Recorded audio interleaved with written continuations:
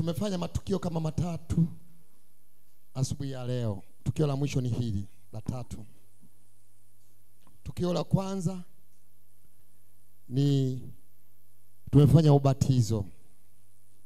Kuwabatiza watumishi wa Mungu ili waendelee katika kumtumikia Mungu. Lakini pia tumefanya tendo la kuwaingiza kazini viongozi wetu. Na saa hii tutakuwa na tendo la kumalizia ambalo tutashiriki wote kwa pamoja, kwa sababu sisi ni ushirika. Tutashiriki wote kwa pamoja meza ya Bwana. Lakini kabla hatujashiriki, ningependa tusome maneno ya Mungu.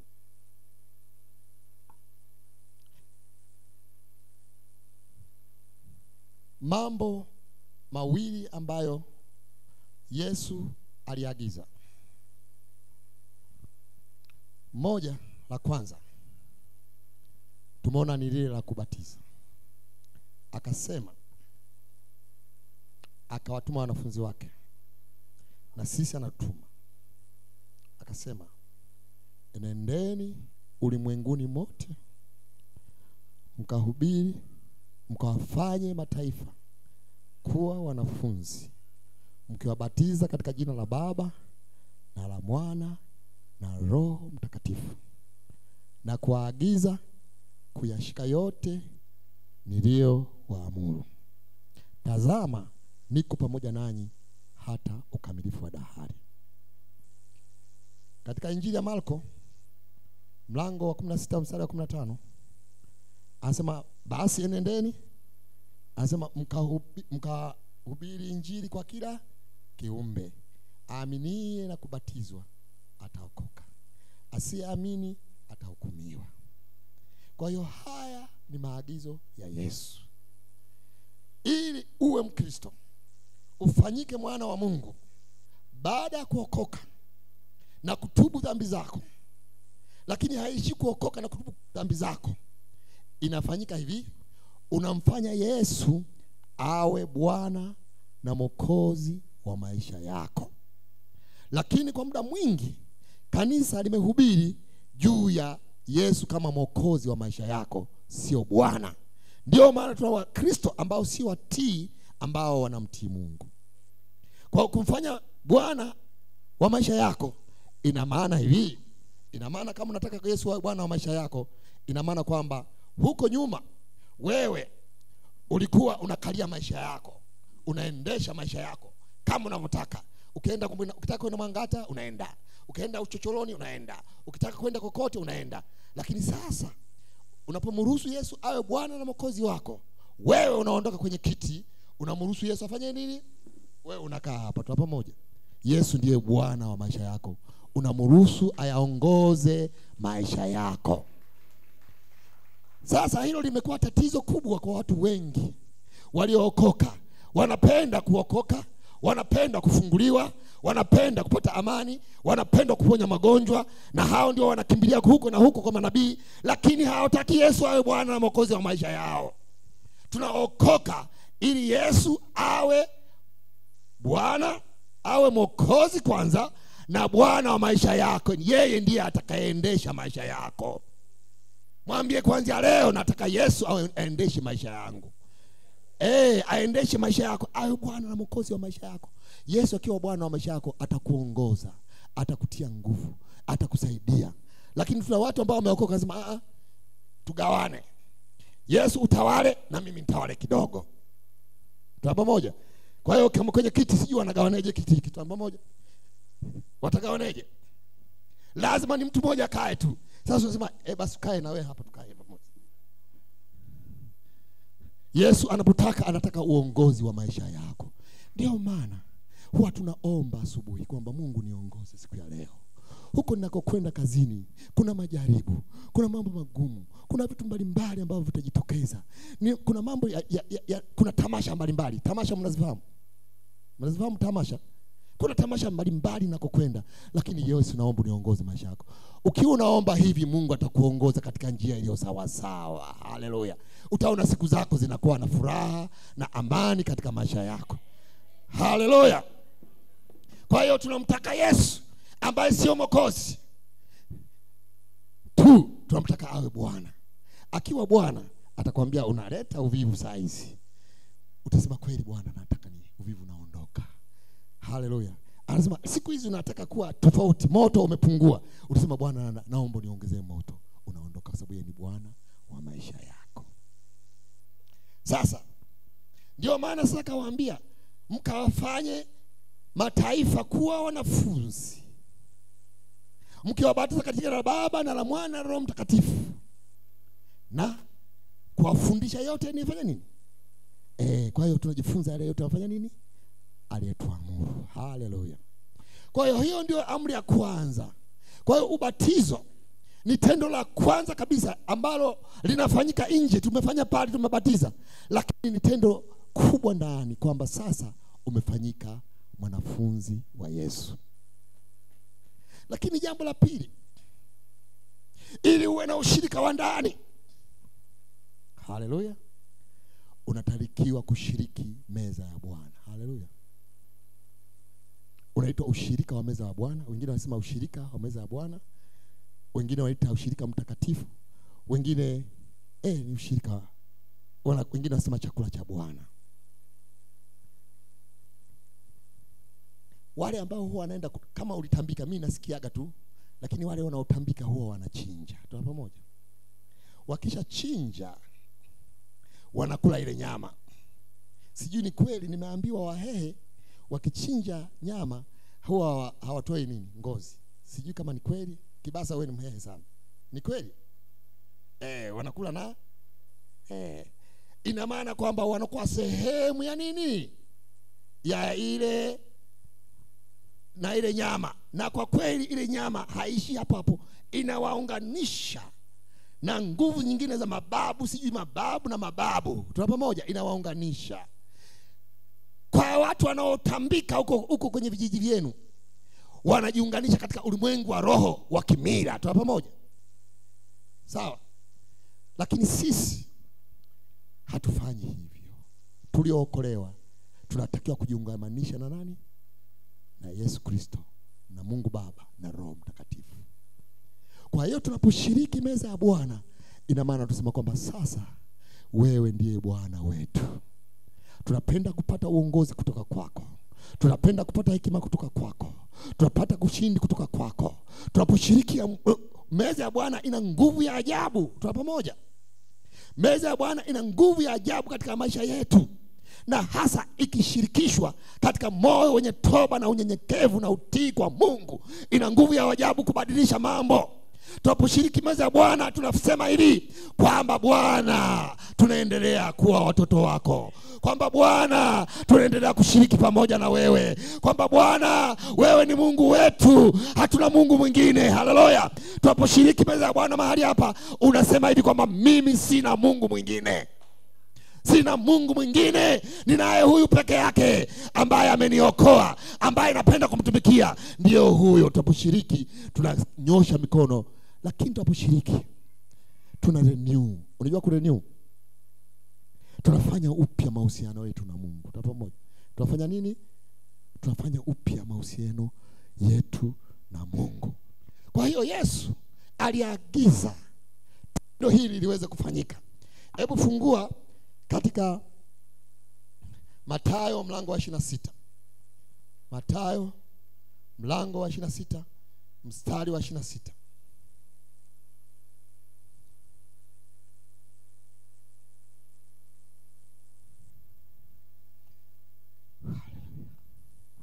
26.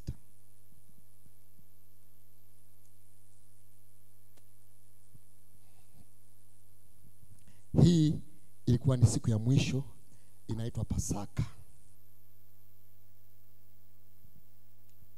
Neno la Mungu linasema hivi: nao walipokuwa wakila, Yesu alitwaa mkate, akabariki, akaumega, akawapa wanafunzi wake, akasema, twaeni mle, huu ndio mwili wangu. Akatwaa kikombe, akashukuru, akawapa, akisema, nyweni nyote hiki, kwa maana hii ndio damu yangu ya agano, damu yangu ya agano imwagikayo kwa ajili ya wengi kwa ondoleo la dhambi. Lakini nawaambieni, sitakunywa kabisa tangu sasa uzao wa mzabibu hata siku ile nitakapokunywa mpya pamoja nanyi katika ufalme wa Baba yangu. Fungua waraka wa kwanza wa Korinto mlango wa 11.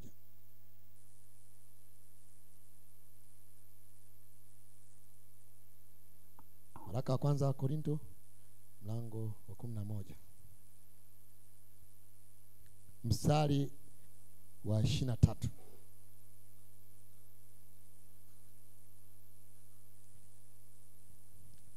Haya ni maneno ya Paulo. Anasema, kwa maana mimi nalipokea kwa Bwana niliyowapa ninyi, ya kuwa Bwana Yesu usiku ule aliotolewa alitwaa mkate,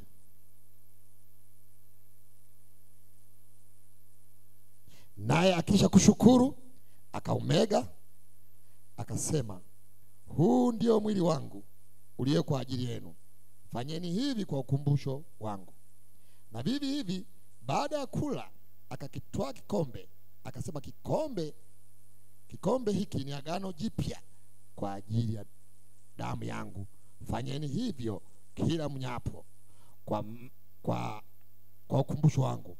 Maana mstari wa 26, maana kila mlapo mkate huu, mnapokula mkate huu na kukinywea kikombe hiki, mwalitangaza mauti ya Bwana hata ajapo. Basi kila aulaye mkate huu na kukinywea kikombe hichi cha Bwana isivyostahili, atakuwa amejipatia hatia ya mwili wa damu ya Bwana. Lakini mtu ajihoji mwenyewe, hivyo aule mkate na kukinywea kikombe. Kwa hiyo tunaposhiriki meza za Bwana, moja, tunakumbuka yale ambayo Yesu alifanya miaka 2000 iliyopita, kwamba alikufa kwa ajili ya dhambi yangu. Alikufa ili mimi niweze kupona. Kwa hiyo watu wakumbuka, kama nilivyosema, tunapokumbuka tunarejesha uhusiano wetu. Tunakumbuka tendo kubwa ambalo alifanya. Kwa hiyo tuna sababu ya kumshukuru Mungu. Jambo la pili ambalo tunafanya tunaposhiriki meza ya Bwana, tunatoa shukurani. Tupo pamoja? Tunafanya nini? Tunafanya shukurani. Kwa Kilatini neno hili linaitwa Eucharist. Linaitwa nini? Eucharist. Eucharist ni maana yake ni shukurani. Tupo pamoja? Ni nini? Tunamshukuru Mungu. Ni Eucharist. Tunasema, Mungu nakushukuru. Nina moyo mweupe ndani yangu, namshukuru. Nina amani nyumbani kwangu, namshukuru. Namshukuru kwa kuwa amenisamehe. Nakushukuru kwa kuwa amenitakasa. Kwa hiyo tunaposhiriki, ninakuja hapa kufanya shukurani kwa Mungu kwa yale makuu ambayo Mungu amefanya katika maisha yangu. Tunafanya nini zaidi? Tunaposhukuru, tunaposhiriki, haleluya, damu ya Yesu inaanza kutiririka katika maisha yetu. Na damu ya Yesu inapotiririka, inaondoa laana, inaondoa dhambi, inaondoa makosa. Tunaposhiriki, ina maana tunajenga ushirika na Mungu wetu. Tupo pamoja? Tunashiriki, tunasema sasa sisi si washirika wa dunia hii ambayo inakwenda kuangamia. Sisi ni washirika wa Mungu wetu aliyetuokoa. Haleluya. Kwa hiyo tunaposhiriki, tunakuja kufanya nini? Kujenga ushirika na Mungu. Katika ulimwengu wa roho tunashiriki pamoja na Mungu. Haleluya. Lakini ushirika wetu hauwezi kutosha. Tupo pamoja? Ushirika wetu hauwezi kufanya nini? Hauwezi kufanya nini? Kutosha. Bila ushirika wetu sisi kwa sisi. Haleluya. Haleluya. ushirika kati ya sisi kwa sisi. Hebu fungua katika waraka wa Petro mlango wa pili. Petro mlango wa pili, ule mlango wa kwanza pale, waraka wa Petro.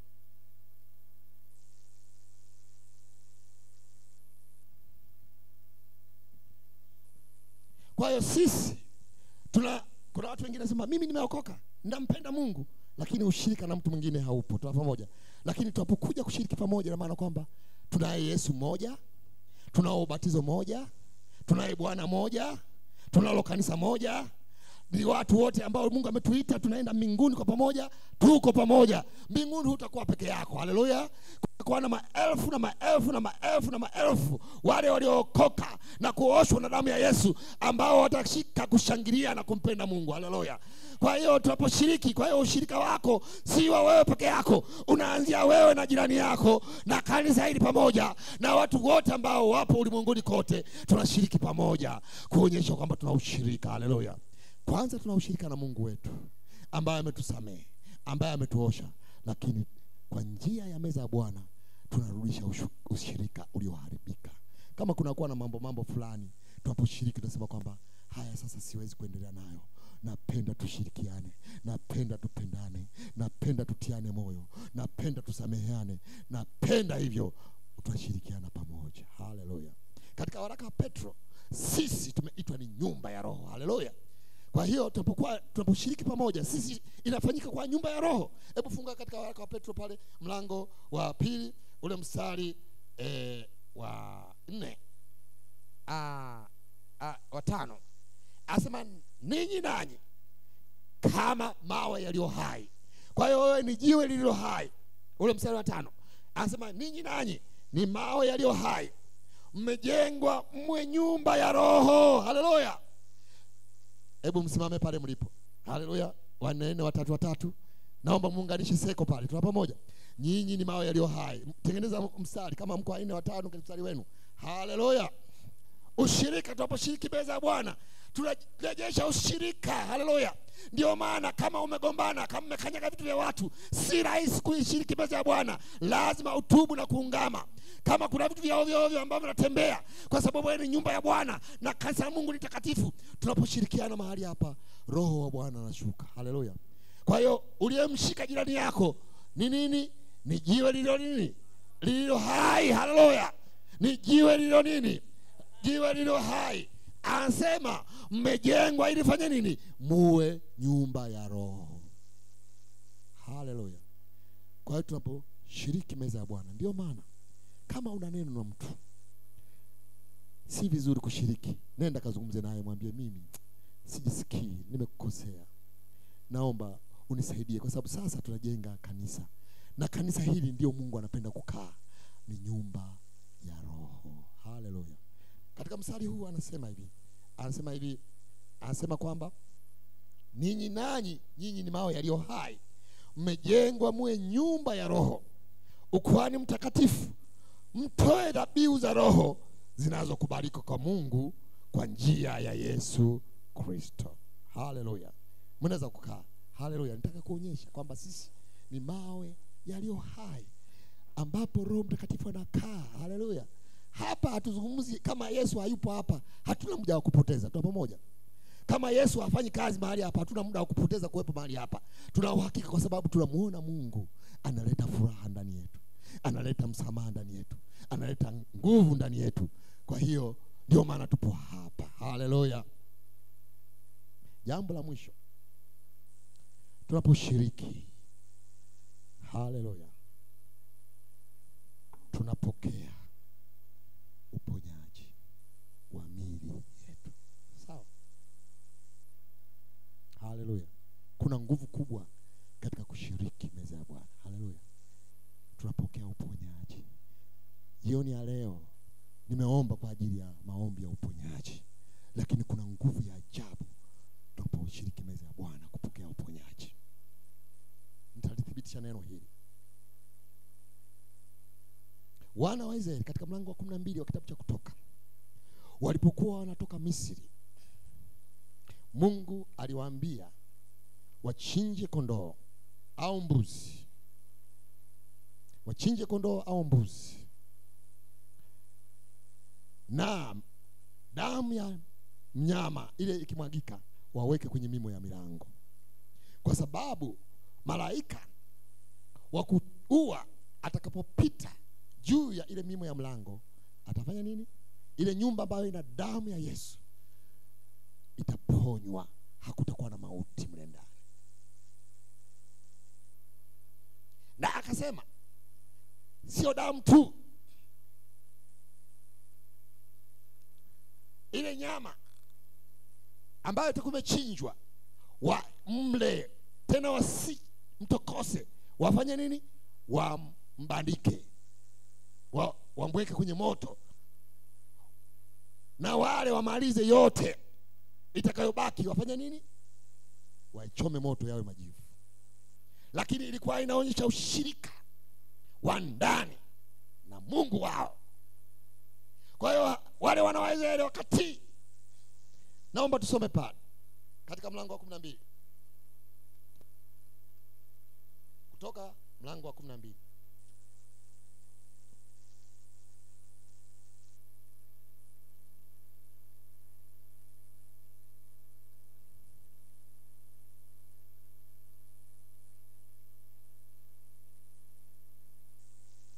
Mstari wa 12 anasema hivi: maana nitapita kati ya nchi ya Misri usiku huo, nami nitawapiga wazaliwa wa kwanza wote katika nchi ya Misri, na wanadamu na wanyama, nami nitafanya hukumu juu ya miungu yote ya Misri. Mimi ndimi Mungu. Na ile damu itakuwa ishara kwenu katika zile nyumba mtakazokuwamo, nami nitakapoiona ile damu nitapita juu yenu, lisiwapate pigo lolote likawaharibu, nitakapoipiga nchi ya Misri. Na siku hii itakuwa ukumbusho kwenu, nanyi mtafanya iwe siku kuu kwa Bwana. Haleluya. Kwa hiyo tunaona hivi ndivyo walivyoagizwa. Hatuna muda wa kusoma mlango wote mzima, ukibarikiwa nenda kasome nyumbani. Kwa hiyo Biblia inasema kwamba wakapita wakaweka ile damu ya wanyama, lakini wakala. Ni sawa sawa na ushirika ambao tunashiriki. Haleluya. Walikula wakashiriki kile chakula, na damu iliyomwagika ulikuwa uzima wao. Nataka nikwambie, walipoenda nchi, walipokuwa kule jangwani, Biblia inasema kwamba viatu vyao havikuchakaa wala magonjwa hayakuyapata. Tu pamoja, ile chakula walichokula mara moja kilikuwa uzima wao walipokuwa katika ile safari. Haleluya. Ilikuwa uzima wao waliposhiriki. Uponyaji wa kimungu ulikuwa juu yao. Walipoonywa, miungu ilipokuwa inaadhibiwa Misri, wao walipona pale na mauti ya wazaliwa wa kwanza. Lakini walipoendelea na safari, haleluya, Mungu alifanya nini? Aliwaponya. Walikuwa watu wenye afya. Tunasoma katika kitabu cha Zaburi nafikiri 107, au inasema hivi: hakuweko mtu yeyote mdhaifu katika ule msafara. Haleluya. Anasema there was no feeble person. Feeble, mnaelewa? Kwa Kiingereza feeble ni mtu dhaifu. Haleluya. Anasema wale waliosafiri waliotoka Misri, hakuweko yeyote ambaye alikuwa mdhaifu, kwa sababu ya ile Pasaka. Unasikia? Ya ile Pasaka. Haleluya. Wakati Mungu anapita kupiga miungu ya Misri, wana wa Israeli waliponywa. Haleluya. Je, sisi wa Agano Jipya ambao tumepokea damu ya Yesu, ambao tunashiriki meza ya Bwana kwa moyo wa unyofu, je, Mungu ataacha kutenda uponyaji ndani yetu? Kuna nguvu kubwa ya uponyaji katika meza ya Bwana. Na tunasoma pale katika mlango huu, ule mlango wa 11 wa kitabu cha Korinto. Ule mlango wa 11 wa Korinto pale tuliposoma. Hebu twende pamoja nane pale na kwenda kumaliza sasa. Waraka wa Korinto pale. Waraka wa Korinto 11 pale anasema hivi. Pale panaposema, lakini mtu ajihoji mwenyewe, na hivyo aule mkate na kukinywa kikombe. Maana alaye na kunywa kula na kunywa hukumu ya nafsi yake kwa kutokupambanua mwili. Kwa sababu hiyo wako wengi walio hawawezi na dhaifu na kadha wa kadha wamelala. Lakini kama tukijipambanua nafsi zetu tusingehukumiwa. Kwa hiyo hii meza ya Bwana ina maana kwamba kama wale wanaokula bila kujipambanua wanapata matatizo mangapi? Matatu. La kwanza wanasema nini? Wanakuwa hawawezi, na wengine wanakuwa dhaifu, na wengine wanafanya nini? Wanalala. Ina maana ni kufa kabisa. Kwa hiyo ni kitu kikubwa tunaposhiriki meza ya Bwana. Sasa kama inatokea hivyo, basi tukila kwa usahihi, haleluya, tukila kwa namna ambayo kwa kibali cha Mungu, na sisi tunafanya nini? Tunapokea uzima, tunapokea uponyaji, tunapokea afya. Sema haleluya, haleluya. Kwa hiyo meza ya Bwana si meza tu ya kawaida, haleluya. Ndio maana hizi inaitwa sakramenti. Tu pamoja ni mahali ambapo ni tendo la ndani linafanyika. Kwa hiyo tunaposhiriki, ina maana tunaingia katika ushirika wa ndani kabisa na Yesu, na Mungu anatutembelea. Ni tendo kubwa la rohoni ambalo tunalifanya kwa heshima, kwa sababu tumemjua Mungu wetu anayefanya mambo mema katika maisha yetu. Kwa hiyo ndani ya meza ya Bwana kuna uponyaji. Haleluya, haleluya, haleluya, haleluya. Na Mungu